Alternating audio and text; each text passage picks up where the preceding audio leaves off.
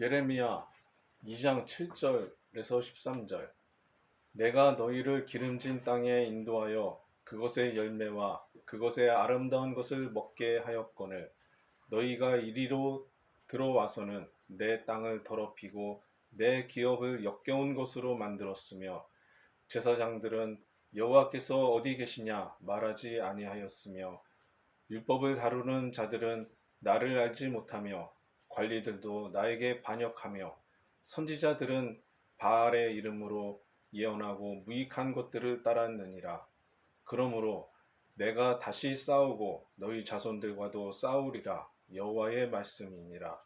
너희는 기띔 섬들에 건너가 보며 게달에도 사람을 보내 이 같은 일이 있었는지를 자세히 살펴보라. 어느 나라가 그들의 신들을 신 아닌 것과 바꾼 일이 있느냐? 그러나 나의 백성은 그의 영광을 무익한 것과 바꾸었도다. 너 하늘아, 이 일로 말미암아 놀랄지어다. 심히 떨지어다. 두려워할지어다. 여호와의 말씀이니라. 내 백성이 두 가지 악을 행하였나니 곧 그들이 생수의 근원되는 나를 버린 것과 스스로 웅덩이를 판 것인데 그것은 그 물을 가두지 못할 터진 웅덩이들이니라. 이것은 주님의 말씀입니다. 하나님 감사합니다. 아멘. 복음서의 말씀. 누가복음 14장 7절로 14절. 청함을 받은 사람들이 높은 자리 택함을 보시고 그들에게 비유로 말씀하여 이르시되 네가 누구에게나 혼인잔치에 청함을 받을 때에 높은 자리에 앉지 말라. 그렇지 않으면 너보다 더 높은 사람이 청함을 받은 경우에 너와 그를 청한 자가 와서 너더러 이 사람에게 자리를 내주라 하리니 그때에 내가 부끄러워 끝자리로 가게 되리라. 청함을 받을 때에 차라리 가서 끝자리에 앉으라. 그러면 너를 청한 자가 와서 너더러 벗이어 올라앉으라 하리니 그때에야 함께 앉은 모든 사람 앞에서 영광이 있으리라. 무릇 자기를 높이는 자는 낮아지고 자기를 낮추는 자는 높아지리라. 또 자기를 청한 자에게 이르시되 네가 점심이나 저녁이나 베풀거든 벗이나 형제나 친척이나 부한 이웃을 청하지 말라. 두렵건대 그 사람들이 너를 도로 청하여 네게 가품이 될까 하노라. 잔치를 베풀거든 차라리 가난한 자들과 몸 불편한 자들과 저는 자들과 맹언들을 청하라. 그리하면 그들이 갚을 것이 없으므로 네게 복이 되리니 이는 의인들의 부활 시에 내가 가품을 받겠음이라 하시더라. 이것은 주님의 말씀입니다. 그리스도를 찬미합니다. 아멘. 오늘은 물 없는 터진 물두멍이라는 제목을 가지고서 말씀을 드리게 합니다. 요시야 왕이 21살 때에 그의 통치 13년 되던 해입니다. 예레미야도 그 예언자 활동을 하게 되죠. 그래서 요시야하고 예레미야하고 나이가 비슷비슷한 청년이었습니다. 요시야 왕으로부터 시작해서 고담 왕 여호야김 그리고 시드기야 왕 11년까지 총 40년 동안 격동의 시간 동안 이 어려운 시절에 하나님 말씀을 눈물을 흘리면서 말씀을 전하게 됩니다. 요시야 왕은 8살의 왕이 되었는데 그 21살 때에 이제 그 성전을 수리하다가 이렇게 율법서가 발견이 되었습니다. 신명기서로 생각되는 그 성경 말씀 두루마리를 읽고서 그걸 듣고선 옷을 찢으면서 우리가 큰 죄를 저질렀다. 우상 숭배를 금하고 있는 말씀들이 쭉 신명기에 나오는데 그 선왕들이 므낫세 왕이라든지 암몬 왕 계속해서 우상 숭배에 열을 올렸습니다. 자기 자식을 불 가운데 지나가게 하고 뭐 이방 다른 나라보다도 더 음란하게 우상 숭배에 열정한 걸 보면서 큰 감동을 받고 충격을 받아가지고 종교 개혁을 단행하게 되죠. 그래서 이 요시야 왕이 이렇게 종교 개혁이 열을 올리고 그러는데, 그 요시야는 기원전 622년 요시야 왕 27세부터 개혁의 운동을 펼치하게 됩니다. 이때 국제적으로 보면은 남쪽의 이집트와 북쪽의 바빌론이 갈그미스라고 하는 그런 곳에서 이제 전투를 하게 됩니다. 이 갈기미스, 이것을 전쟁이 발발하게 되는데 기원전 605년도에 바벨론의 군대가 갈그미스에 이제 집결하게 됩니다. 신흥의 세력이었던 엄청난 바벨론의 군대들이 이제 갈기미스로 집결합니다. 그러니까 이집트의 바로였던 느고 바로가 자기도 이제 군대를 집결시켜 가지고 갈기미스 카르케 미시라고 하는 게 원래 발음은 그런데 갈그미스라고 이제 우리말로 얘기하죠. 여기를 향해서 갑니다. 여기 이제 보세요. 갈기미스가 어디냐 하면은 유프라테스 중상류 지역에 있는 평원 지역에 있는 그런 곳입니다. 여기로 느부갓네살의 군대가 바벨론의 군대가 이제 집결시키니까 긴장한 남쪽의 강대국인 느고도 가만히 있지 않고 자기 세력을 과시하고 해서 쳐올라가는데 중간에 무기또라는 데가 있습니다. 이 무기또에 그 요시야 왕이 와가지고 딱 가로막혀 있는 겁니다. 바로 이 무기또의 언덕입니다. 여기가 아주 신기하게 생긴 곳입니다. 여기가 아주 유대 나라가 그냥 산악지대인데, 근데 이 무기또 지역은 평원입니다.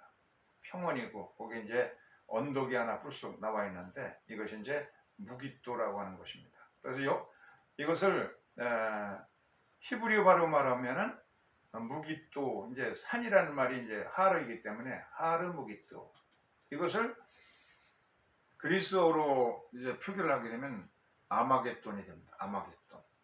이 아마겟돈 여기에 느고가 군대를 이끌고서 딱 가는데, 근데 이 무기또에서 국제전쟁에 참여하기 위해서 이제 가는데 바로 이 요시야 왕이 딱 그냥 가로막고 있습니다.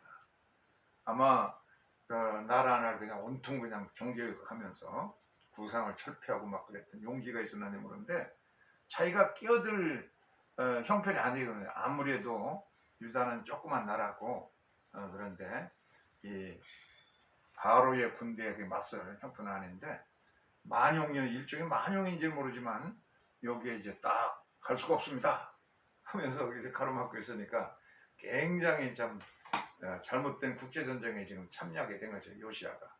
그래서 결국은 야, 너 비켜. 너희들이 믿는 여호와의 이름으로 내가 가는 거야. 너희들하고 아무 상관없으니까 우리는 갈기미스로 가는 거기 때문에 저를 비켜라. 그래서 비키지 않습니다. 그래서 결국은 거기서 개죽음을 당하고 말이죠.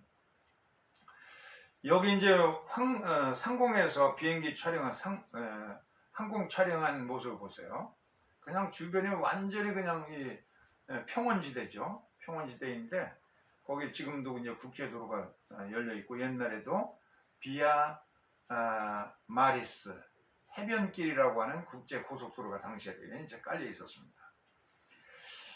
그런 곳에 이제 통과를 못하게 하기 때문에 문제가 생겼는데 이 계시록의 16장 16절에 아마겟돈이라는 전쟁 이름이 나옵니다. 아마겟돈. 이게 이제 아까 얘기한 것처럼 하를 무기또, 무기또의 언덕, 무기또의 산이라는 뜻은 이제 그리스어로 표기하면 아마겟돈이 되는데, 이 아마겟돈에서 이제 제3차 세계대전이 나면은 세상이 이제 종말이 된다고 하는 그런 아마겟돈 새로운 전쟁이 일어나는 것이 이제 무기또 연등입니다.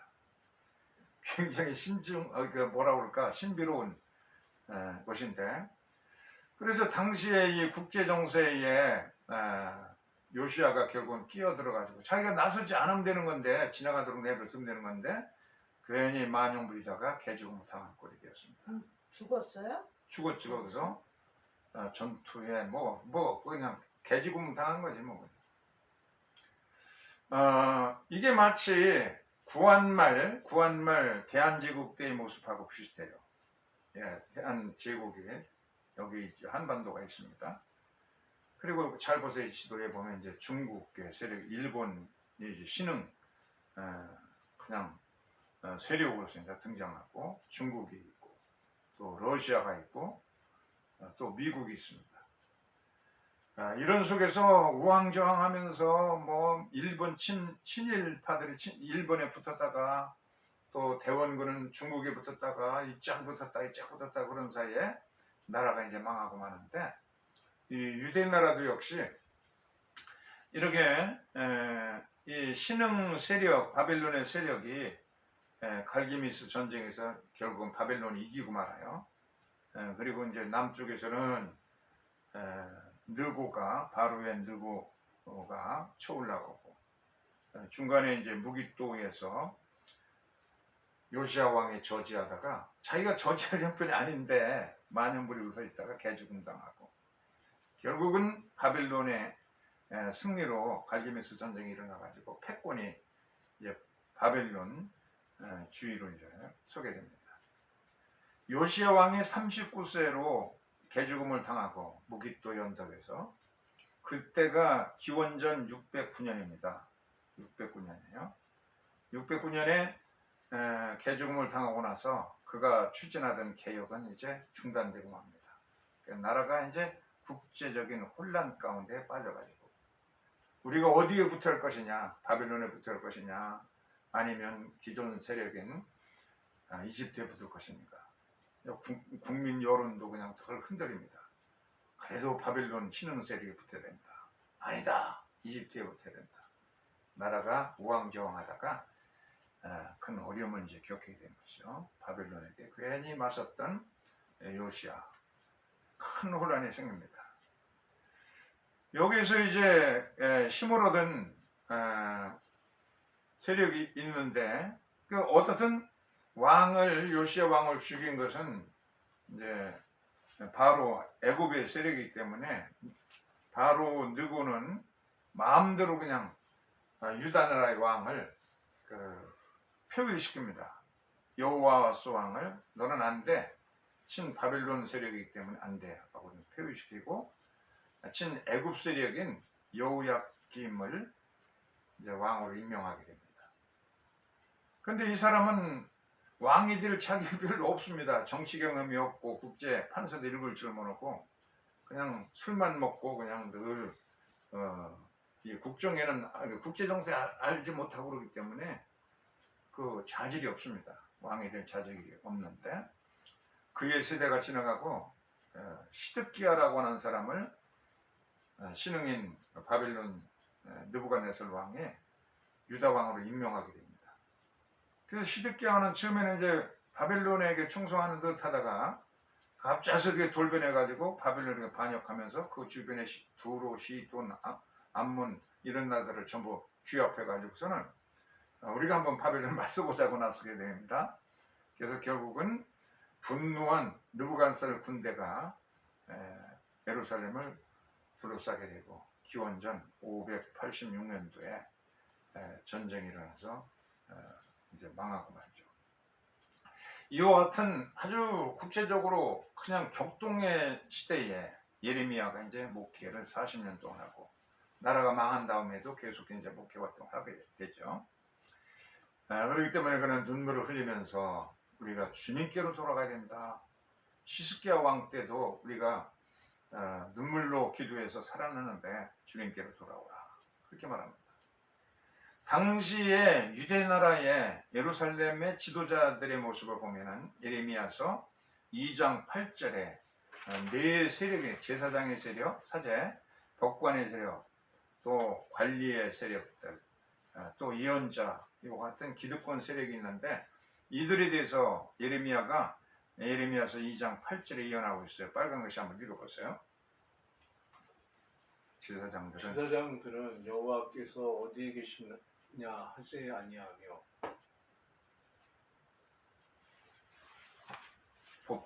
법 잡은 자들은 나를 알지 못하며 관리들도 나를 항거하며 선지자들은 바알의 이름으로 예언하고 무익한 것을 쫓았느니라. 네, 여기 보면 네 세력이랍니다. 이 제사장 세력.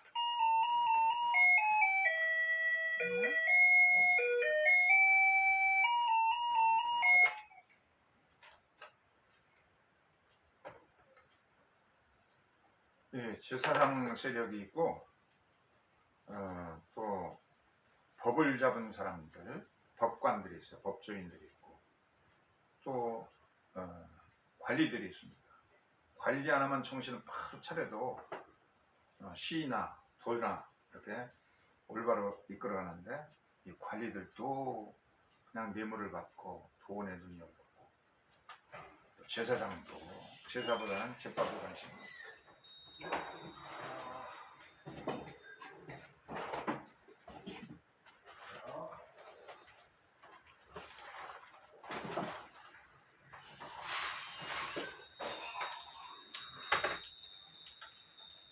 일단 거다 놔. 이렇게 제사장의 세력도 하나님이 어디 있는가 하고 하나님의 뜻을 찾지 않고 자기들이 하나님 자리에 앉아가지고 제사보다는 제법에 관심이 있고 또 요 법률을 법에 대해서 알고 있는 법관들, 법조인들도 하나님에 따라서 주의 뜻에 따라 판결하지 않고 자기들에게 자기의 친인척이라든지 가까운 사람들은 봐주고 이렇게 전관예우하고 법도 썩어 있습니다. 법관들도.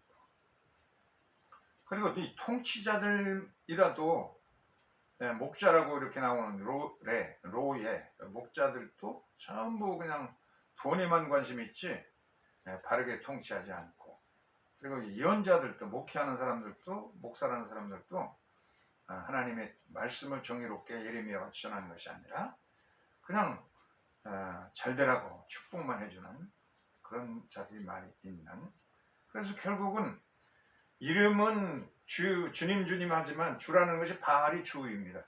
주님이라는 뜻이 바알이 그러니까 바알의 이름으로 풍요에만 관심을 가졌습니다. 그래서 지도자리에 썩어 있고 그러니까 백성 유다의 민중들도 물질의 풍요에만 바알주의에 관심을 가지고 바알주의를 갈구하고 있습니다. 그러니까 나라가 온통 지도자도 썩었고 백성들도 썩어 있고 그러니까 풍전통화의 위기 가운데 있을 때 예레미야가 예치는 겁니다. 그래서 두 가지 악을 이 백성이 행하고 있다라고 말하고 있습니다. 이 두 가지 악이 무엇인지 예레미야서 2장 13절 한번 빨간 글씨 읽어보세요. 내 백성이 두 가지 악을 행하였나니 그들이 생수에 근원되는 나를 버린 것과 스스로 웅덩이를 판 것인데 그것은 그 물을 가두지 못할 터진 웅덩이 들이니라. 예, 두 가지 악이 뭐냐? 생수의 근원 되시는 주님을 저버린 것하고 두 번째는 생수를 간직하지 못할 터진 웅덩이, 물이 없는 터진 웅덩이를 만든 것이다. 예루살렘에 가보면 이렇게 절벽 속에서 샘물이 막 터져나오는 기온샘이라는 게 있어요. 이 지하에 있는 것인데 여기에서 이제 이 물을 모아가지고서 히스기야 왕 때는 지하에 터널을 만들어가지고서는 실로암까지 연결되어가지고 이스라엘 백성들이 이 물을 먹으면 되는 건데 이 물이 그냥 차고 넘쳐가지고서 예루살렘 시민이 다 먹을 수 있는 그런 신기한 그런 바위 속수가 이제 터져나오는 그런 물을 이것이 정말 주변을 부유롭게 이렇게 열매도 맺히게 하고 꽃도 만발하게 하고 생명의 생수의 근원 되신 분이 바로 예수님 주님이라 이 생수의 근원 되시는 주님을 저버리고 아수왕은 이 아수를 가보니까 거기 나라가 강하고 말이에요. 거기는 재단도 크니까 그 나라의 재단을 본받아 가지고서는 큰 재단을 만들고 자기의 자식들을 이 불 가운데 지나가게 하면서 우상숭배라고 하는 토지농도를 만들어 놓습니다. 그러니까 이게 그냥 깨져 가지고선 터져 가지고 물이 저장되지 못하는 거에 찔찔 새 가지고서는 주변도 생명이 없는 터진 웅덩이를 만든 꼴이 되었다. 이 우상숭배 이에 빠져 있는 당시에 그 이스라엘 백성들의 영적인 상태를 이렇게 비난했어요. 예레미야가 너희들이 두 가지 악을 행했다. 생수의 근원이 되는 나를 저버린 것하고 그리고 우상숭배, 바알숭배에 빠진 그런 죄를 범하고 있다고 말하고 있습니다. 바알숭배라는 것은 풍요제일주의입니다. 그래서 오직 세상에서도 성공하고 그냥 질주해야 된다 하는 성공제일주의에 성장제일주의, 또 성과주의, 실적주의, 이런 각자 도생하라고 하는 패권주의가 결국은 천민 자본주의 같은 폐해가 일어나게 된 것이죠. 이 가나안 가나안 사람들이 일반 세상 사람들이 숭배하던 그런 물질 풍요주의하고 바알주의입니다. 현대인들의 풍요제일주의와 똑같은 일맥상통하는 것이 있습니다. 물질 풍요가 생명수라고 생각하고 있는 현대인들이 그렇게 생각하고 오직 그냥 돈 하면서 잘 먹고 잘 살면, 그리고 문화적인 혜택을 풍요롭게 즐긴다고 하면 그 세련된 삶을 살고 그렇게 하면 그만이다 하는 물질 제일주의적인 생각을 가지고 있습니다. 그래서 필사적으로 그냥 돈 벌기 위해서 아등바등 싸웁니다. 더 생산하고 더 많이 소비하고 유통산업을 일으키고 향납산업을 일으키고, 그래서 그냥 그렇게 잘 먹고 잘 살면 된다 하는 그런 생각을 가지고 있지만 어느 누구도 그렇게 해서 행복을 누리지 못합니다. 성장제일주의, 성과제일주의, 실적주의. 그러기 위해서 돈을 많이 모았어도 그들이 행복하냐면 느끼지 못합니다. 그래서 마치 예레미야가 예친 것처럼 터진 웅덩이에서 밑이 빠져갈 때 깨졌기 때문에 그냥 물을 모아봤자 찔찔찔 전부 새가지고서 이게 행복을 느끼지 못하고 좀 폐륜적인 세계를 이루기 때문에 예레미야는 그런 삶은 헛되고 허탄하고 허욕을 추구하다가 결국은 망하고 만다. 왜냐하면 생명의 근원은 하나님의 선물인 것인데 건수만을 쳤다가는 결국은 참 허구에 차가지고서는 허영에 빠져가서는 결국 망하고 만다. 그러니까 이집트에서 노예 생활하던 너희들을 해방시켜 주시는 주 하나님께 돌아와라. 생수의 권한 되시는 주님께 들어와야 그래야 언제든지 시원하고 흘러넘치고 번영을 이루고 열매도 맺고 아름다운 주변 생활도 이루게 된다. 그리고 주님께 들어오라고 그렇게 생수의 근원 되신 주님께 들어오라고 목모아 울면서 이르면 평생 동안 목회 활동을 했습니다. 세 번째, 이 복음서 신약의 말씀들을 보면서 생수 같은 삶은 어떤 것이냐. 결국 오늘 복음서의 말씀을 보면 누가복음 14장 7절로 14절 여기 보면은 높아지려 하지 말라. 높아지려 하면은 낮아지고 자기 자신을 낮추면은 결국은 높아진다. 예수님이 모든 걸 비우고 낮아져서 십자가에 죽기까지 낮아진 것처럼, 그럴 때 하나님이 높여주시고 그런 것처럼 낮아지면 높아주신다. 낮은 자들 대접하더라도 부자를 대접하면은 오히려 그 사람들이 너보다 더 잘 대접하면 부끄럽기만 하다. 그러니까 차라리 대접할 형편이 안 되는 낮은 사람들, 가난한 사람들, 이 불구자들, 사회, 소외계층 이런 사람들 대접하면은 오히려 진정한 대접이 될 것이다 하셨고, 또 신약 서신서의 말씀 히브리서 13장 1절로 8절에 보면은 2절 말씀에 손대접하기를 게으리하지 말라. 이로써 부지 중에 천사를 대접한 이들이 있었다. 그러면서 아브라함 모델을 제시합니다. 아브라함이 이렇게 대낮 이렇게 밖에 나가서 보니까 저 멀리 나그네 셋이 보입니다. 그래서 달려가 가지고 엎드려서 이 대낮에 길을 가시다가 큰일을 당합니다. 제발 저희 집에 오셔서 그늘에 쉬시면 맛있게 음식을 대접해 드리겠습니다. 나그네를 대접하는 정신으로 이렇게 당시에 불쌍한 나그네들, 참 어려운 고아들, 이런 불쌍한 이들을 대접해가지고 그들을 하늘같이 천사같이 대접하니까 이들이 아브라함과 같이 살면서 아브라함 인격이 변화되어 가지고 전부 아주 날쌘 군대가 됩니다.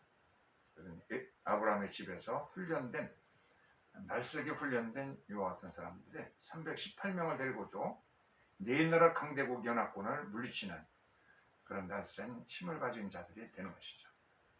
이렇게 훈련이 됐습니다. 지금 문제가 되고 있는 그 우크라이나의 북쪽에 바로 위에 벨라루스라고 하는 나라가 있어요. 붉게 지금 칠해진 동유럽에 속하는 나라죠. 그 동쪽에는 러시아가 있고, 그리고 서쪽에는 폴란드가 있고, 또 그 북서쪽에는 라투아니아라고 하는 나라가 있고, 또 라트비아라는 나라가 있고, 이렇게 이런 나라들에 둘러싸여 있는 벨라루스라는 나라가 있는데, 이게 19세기에 여기에 유대인들이 밀집하게 된 것이 폴란드까지 이제 독일의 히틀러가 간섭하고 있으면서 많은 유대인들이 학살되고 가스실에 몰려가기 때문에 죽기 때문에 이 도시에 벨라루스의 슬로님이라는 곳에 유대인들이 많이 모여 살게 됩니다. 여기에서 19세기에 유대인들이 이 벨라루스에 이제 가서 거기서 지역마다 여관업을 해요. 유대인들은 다른 이방 그 여관에 살 수가 없습니다. 밥 먹는 거, 이 모든 것이 다르기 때문에. 그래서 유대인들이 여관을 하면서 이제 살아가는데, 그때에 유명한 스무엘이라고 하는 사람이 있었습니다. 존경받는 사람인데 워낙 이 사람 은둔하며 살기 때문에 여관도 가지도 않고 자기 집에서 지프로 엮은 그것을 또 푹신은 여기면서 늘 자기 집에서 자고, 아내가 끓여주는 음식을 더 좋아하고, 그렇기 때문에 여관 같은 데 갈 필요가 없었는데, 워낙 그냥 사람들이 초청해서 강사로 초청하다 보니까 자기도 원치 않았지만은 결국은 여관밥을 먹으면서 여관에서 차려주는 음식들을 먹고 그런 여러 가지 요리들을 먹을 수밖에 없었고 그렇습니다. 근데 어느 날 이렇게 초청을 받아 연사로 가게 됐는데, 거기서 한번 식사를 하다 보니까 아주 신비로운, 뭔가 내적인 인격이 참 내부에서부터 빛나는 얼굴을 가지고 있는 신비로운 광채를 가지고 있는 한 낯선 얼굴을 만나게 됩니다. 저분을 좀 만나서 좀 대화를 하고 싶다 생각했지만은, 첫째 날은 그렇게 지나가고, 둘째 날 그 탈무드를 연구할 시간이 되어가지고선 탈무드를 쭉 그날치 읽어야 될 탈무드를 읽다 보니까, 요즘에 이제 창세기부터 이제 또 그 교회에서 읽으라 그래가지고 그것을 열심히 읽다 보니까 동영상을 전혀 이제 볼 시간도 없고 이 성경 읽어주는 프로그램만 읽고 있는데, 이분도 탈무드 그날치 탈무드를 쭉 읽다 보니까 그 낯선 그 얼굴에 신비로움을 가지고 있는 내적 평화를 가지고 있는 그분과 얘기하려다가 놓쳤어요. 그래, 내일 셋째 날 이제 만나자. 그에게 다가가서 안녕하십니까, 샬롬 네카 하고 인사를 하니까, 덕분에 잘 지내고 있습니다. 지금 무슨 일을 하시는지 물어봐도 되겠습니까? 하고 셔무에게 물어봅니다. 얼마든지 물어보세요. 저는 신발 파는 판매 상인입니다.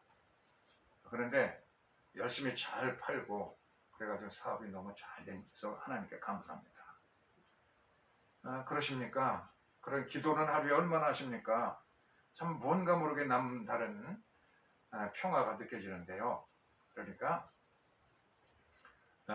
저는 뭐 배우지 못해가지고 그 기도할 줄을 모르고 미시나도 알지 못하고 탈무드도 읽을 줄도 모르고 그래서 그냥 어머니가 알려준 그냥 쉐마 정도만 외우고 있습니다.